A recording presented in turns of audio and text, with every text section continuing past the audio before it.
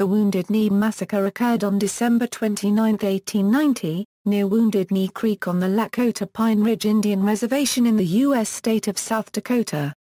On the day before, a detachment of the U.S. 7th Cavalry Regiment commanded by Major Samuel M. Whitside intercepted Spotted Elk's band of Miniconjou Lakota and 38 Hunkpapa Lakota near Porcupine Butte and escorted them 5 miles westward to Wounded Knee Creek, where they made camp. The remainder of the 7th Cavalry Regiment arrived, led by Colonel James W. Forsyth, and surrounded the encampment supported by 4 Hotchkiss guns. On the morning of December 29, the troops went into the camp to disarm the Lakota. One version of events claims that during the process of disarming the Lakota, a deaf tribesman named Black Coyote was reluctant to give up his rifle, claiming he had paid a lot for it. A scuffle over Black Coyote's rifle escalated and a shot was fired which resulted in the 7th Cavalry's opening fire indiscriminately from all sides, killing men, women, and children, as well as some of their own fellow soldiers. The Lakota warriors who still had weapons began shooting back at the attacking soldiers, who quickly suppressed the Lakota fire. The surviving Lakota fled, but U.S. cavalrymen pursued and killed many who were unarmed. By the time it was over, at least 150 men, women, and children of the Lakota had been killed and 51 were wounded. Some estimates place the number of dead at 300. 25 soldiers also died, and 39 were wounded. At least 20 soldiers were awarded the Medal of Honor. In 2001, the National Congress of American Indians passed 2 resolutions condemning the awards and called on the U.S. government to rescind them. The site of the battlefield has been designated a National Historic Landmark. Prelude. In the years prior to the conflict, the U.S. government had continued to seize the Lakota's lands. The once large bison herds had been hunted near extinction by European settlers. Treaty promises to protect reservation lands from encroachment by settlers and gold miners were not implemented as dictated by treaty. As a result, there was unrest on the reservations.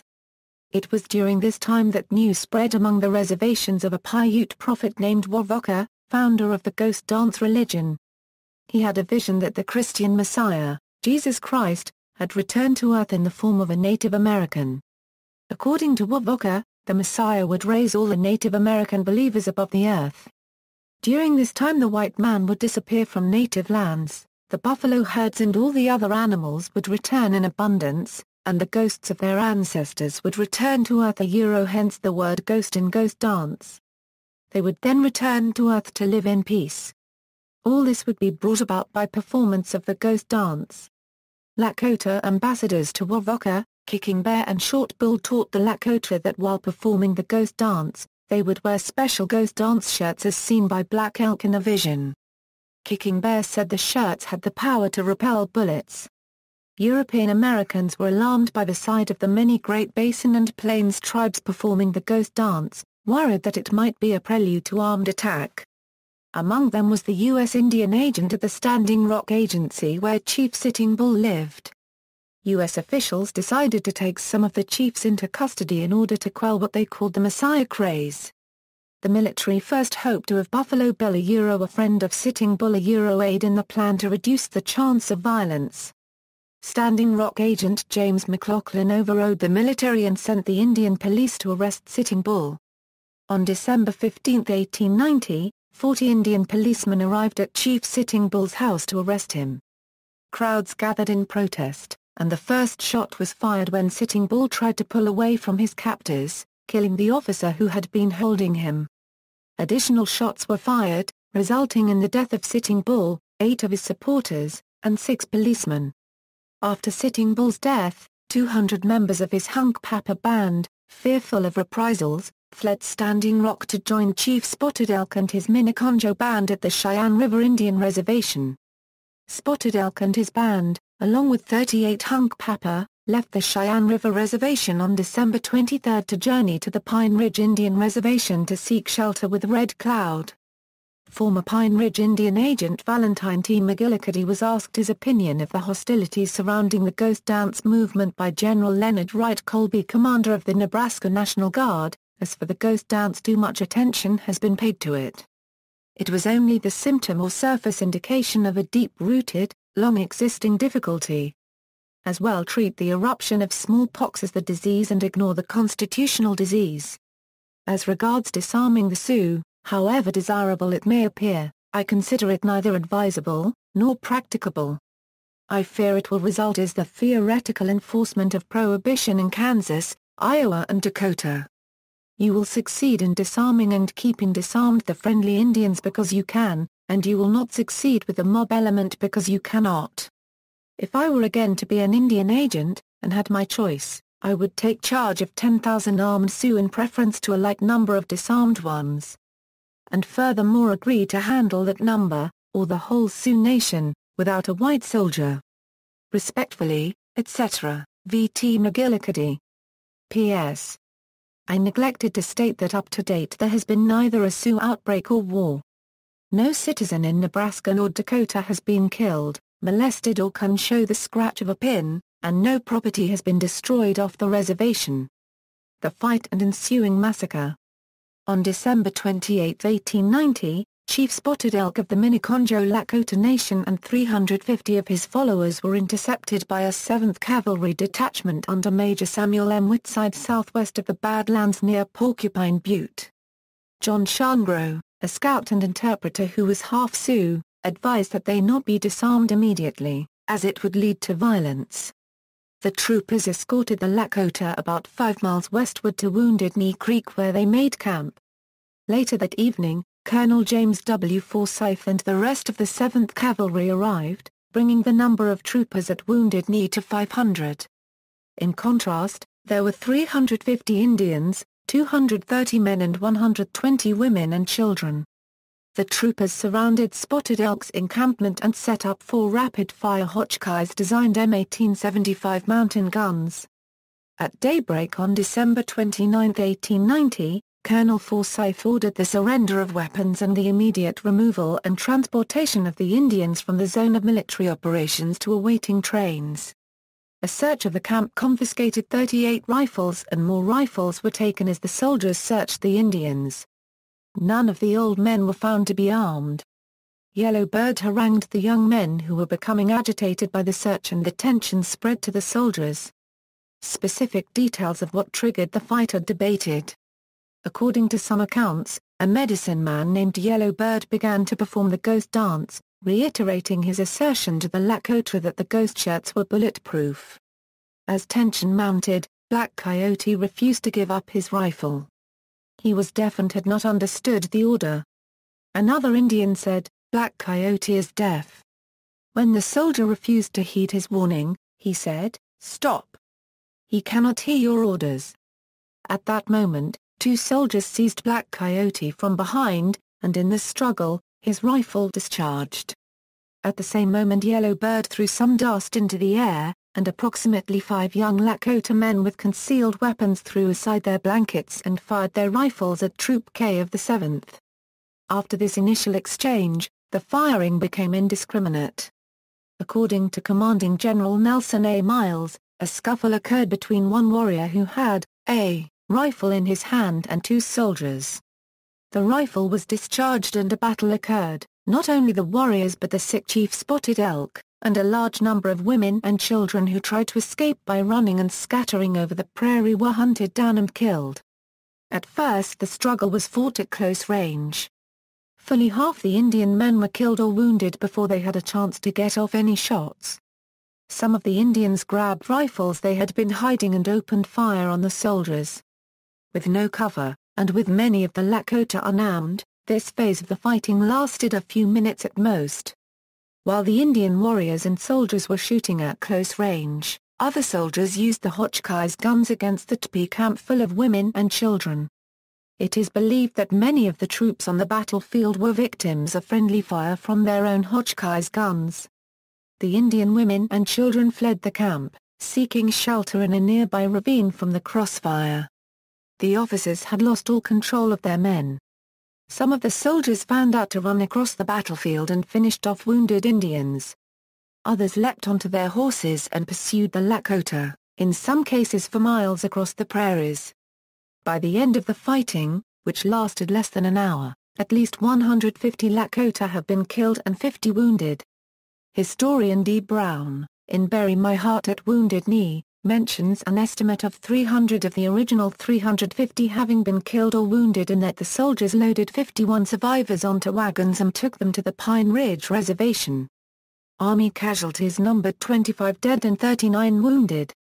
Eyewitness accounts. Dewey Beard, Miniconjou Lakota survivor, as told to Eli S. Riccara. Then many Indians broke into the ravine. Some ran up the ravine into favorable positions for defense. Black Elk. Medicine Man, Oglala Lakota, I did not know then how much was ended. When I look back now from this high hill of my old age, I can still see the butchered women and children lying heaped and scattered all along the crooked gulch as plain as when I saw them with eyes young. And I can see that something else died there in the bloody mud, and was buried in the blizzard. A people's dream died there. It was a beautiful drama. The nation's hope is broken and scattered. There is no center any longer, and the sacred tree is dead. American Horse.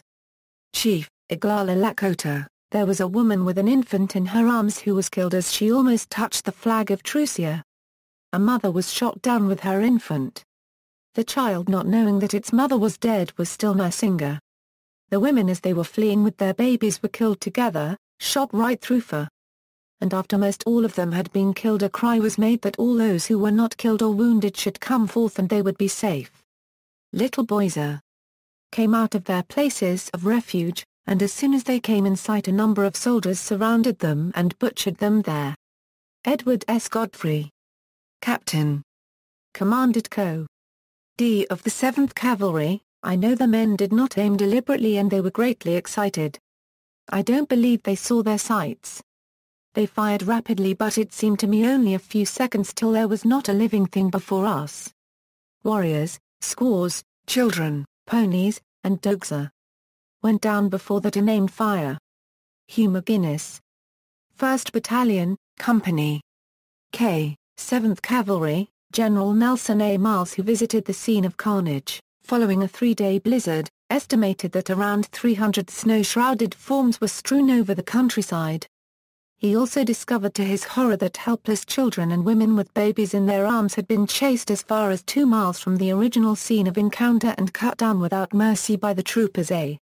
Judging by the slaughter on the battlefield, it was suggested that the soldiers simply went berserk. For who could explain such a merciless disregard for life? As I see it, the battle was more or less a matter of spontaneous combustion, sparked by mutual distrust. Aftermath. Following a 3-day blizzard, the military hired civilians to bury the dead Lakota. The burial party found the deceased frozen.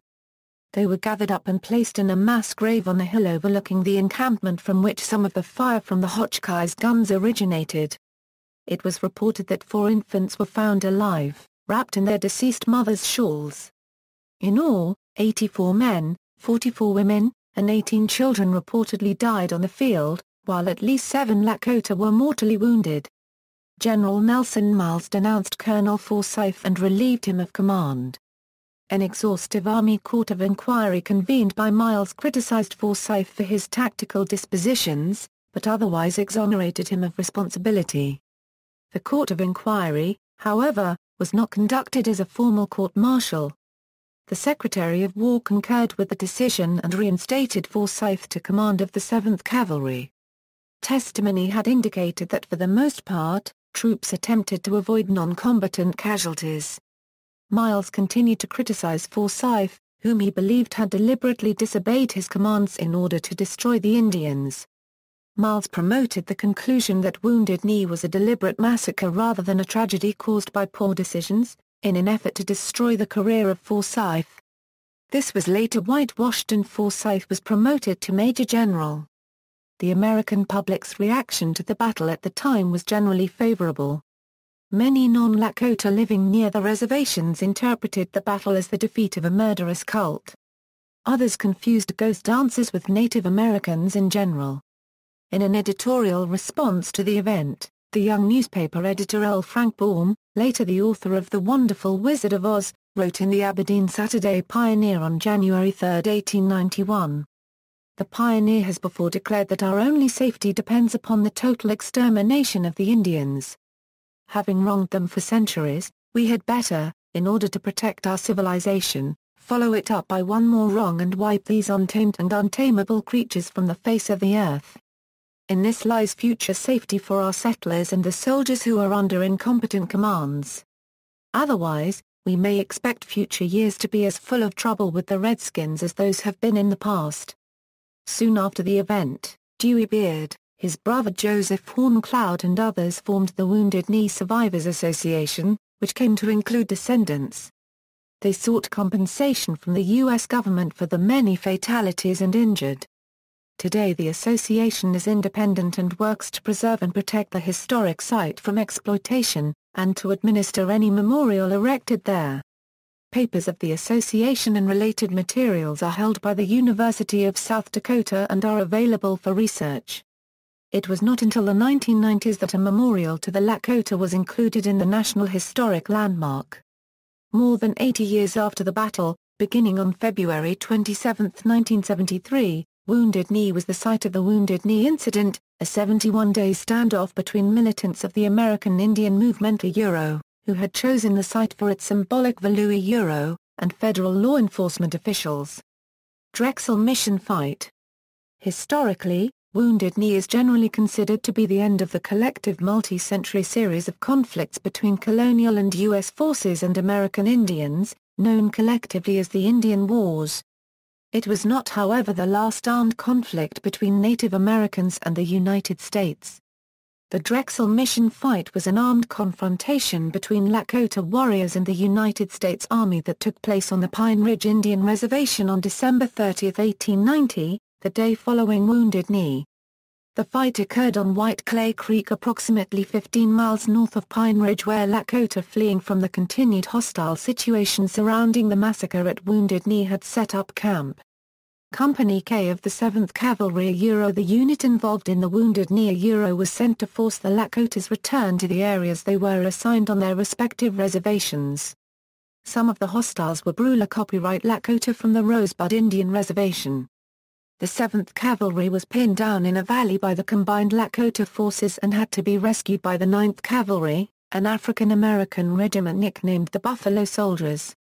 Among the Lakota warriors was a young Brula copyright from Rosebud named Plenty Horses, who had recently returned from 5 years at the Carlisle Indian School in Pennsylvania. A week after this fight, Plenty Horses would shoot and kill Army Lieutenant Edward W. Casey, commandant of the Cheyenne Scouts. The testimony introduced at the trial of Plenty Horses and his subsequent acquittal also helped abrogate the legal culpability of the U.S. Army for the deaths at Wounded Knee. Medal of Honor controversy. For this 1890 offensive, the Army awarded 20 Medals of Honor, its highest commendation. Recently, in the governmental Nebraska State Historical Society's summer 1994 quarterly journal, Jerry Green construes that pre-1916 Medals of Honor were awarded more liberally. However, the number of medals does seem disproportionate when compared to those awarded for other battles. Quantifying, he compares the 3 awarded for the Battle of Bear Paw Mountain's 5-day siege, to the 20 awarded for this short and one-sided action. Native American activists have urged the medals be withdrawn, as they say they were medals of dishonor. According to Lakota tribesman William Thunderhawk, the Medal of Honor is meant to reward soldiers who act heroically. But at Wounded Knee, they didn't show heroism. They showed cruelty. In 2001, the National Congress of American Indians passed 2 resolutions condemning the Medals of Honor awards and called on the U.S. government to rescind them. Historian Will G. Robinson noted that, in contrast, only 3 Medals of Honor were awarded among the 64,000 South Dakotans who fought for 4 years of World War II. Some of the citations on the medals awarded to the troopers, at Wounded Knee, state that they went in pursuit of Lakota who were trying to escape or hide. Another citation was for conspicuous bravery in rounding up and bringing to the skirmish line a stampeded pack mule. Remembrance, monuments to Indian casualties. A church was built on the hill behind the mass grave in which the victims had been buried. In 1903, descendants of those who died in the battle erected a monument at the gravesite.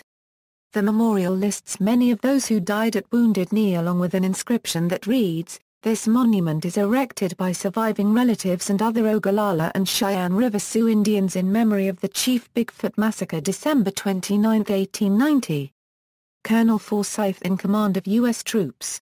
Bigfoot was a great chief of the Sioux Indians. He often said, 'I will stand in peace till my last day comes.' He did many good and brave deeds for the white man and the red man. Many innocent women and children who knew no wrong died here. The Wounded Knee battlefield was declared a U.S. National Historic Landmark in 1965 and was listed on the U.S. National Register of Historic Places in 1966. Beginning in 1986, the group named Bigfoot Memorial Riders was formed to continue to honor the dead. The ceremony has attracted more participants each year, and riders and their horses live with the cold weather, as well as the lack of food and water, as they retrace the path that their family members took to Wounded Knee. They carry with them a white flag to symbolize their hope for world peace, and to honor and remember the victims so that they will not be forgotten. 7th Cavalry Regiment. When the 7th Cavalry Regiment returned to duty at Fort Riley from Pine Ridge, South Dakota, the soldiers of the regiment raised money for a monument for members of the regiment killed at Wounded Knee. About $1,950 was collected, and on July 25, 1893, the monument was dedicated with 5,500 people in attendance. Today, the stone edifice still stands near Waters Hall. Popular culture, massacre or battle. The incident was initially referred to as the Battle of Wounded Knee. Some American Indian groups have objected to this description and refer to it as the Wounded Knee Massacre. The location of the conflict is officially known as the Wounded Knee Battlefield.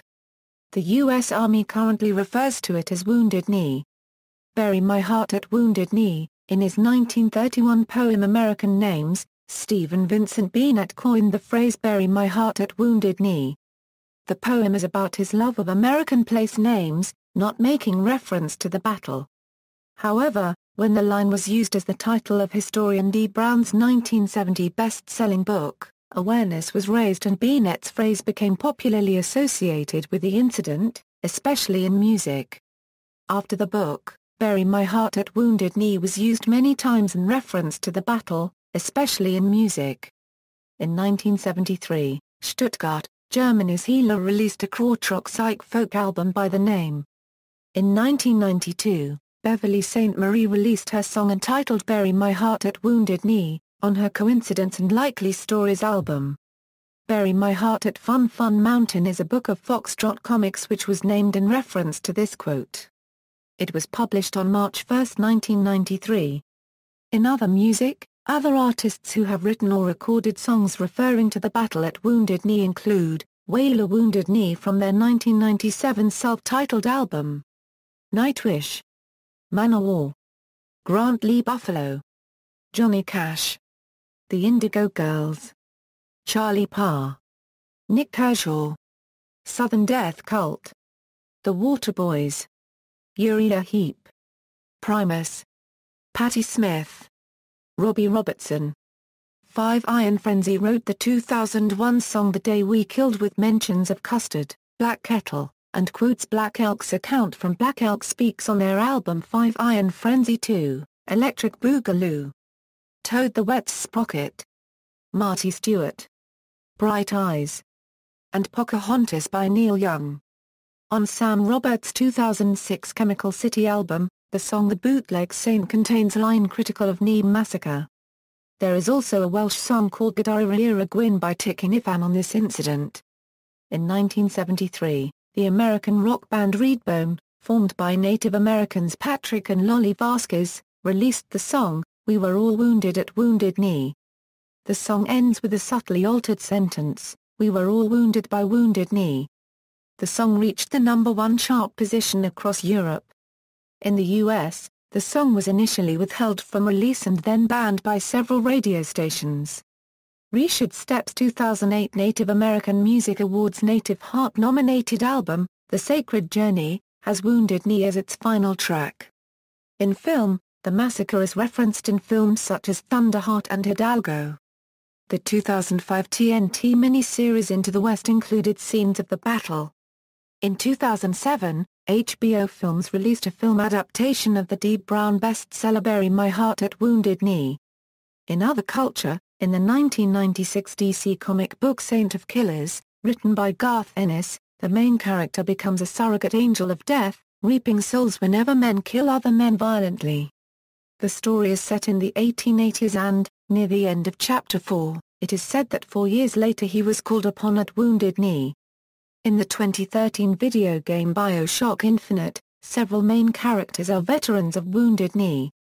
The protagonist Booker DeWitt is haunted by his deeds during the battle. Order of Battle. 7th U.S. Cavalry Colonel James W. Forsyth, Adjutant, 1st Lieutenant Lloyd S. McCormick, Quartermaster, 1st Lieutenant Ezra B. Fuller, Assistant Surgeon and Medical Director, CPT.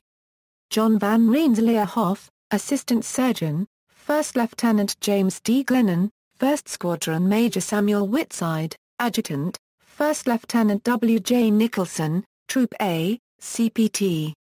Mills Moylan, 1st Lieutenant Ernest A. Garlington, Troop B, CPT. Charles A. Bonham, 1st Lieutenant John C. Gresham, Troop I, CPT. Henry J. Nolan, 2nd Lieutenant John C. Waterman, Troop K, CPT. George D. Wallace, 1st Lieutenant James D. Mann. 2nd Squadron, CPT. Charles S. Isley, Adjutant, 1st Lieutenant W. W. Robinson II, Troop C, CPT.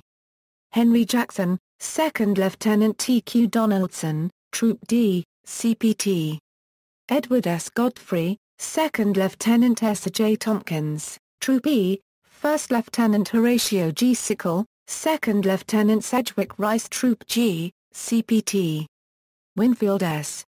Edgerly, 1st Lieutenant Edwin P. Brewer. Battery E, 1st U.S. Artillery, CPT. Alan K. Capron, Sr., 2nd Lieutenant Harry L. Hawthorne, 4 Hotchkiss breech-loading mountain rifles. Trooper, Indian Scouts, 1st Lieutenant George W. Taylor, 2nd Lieutenant Guy H. Preston, Gallery.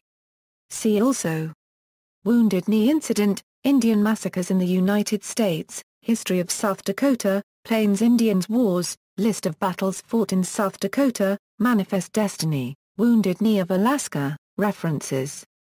L. Frank Baum editorial that appeared in the Aberdeen Saturday Review on January 3, 1891, just 5 days after the massacre.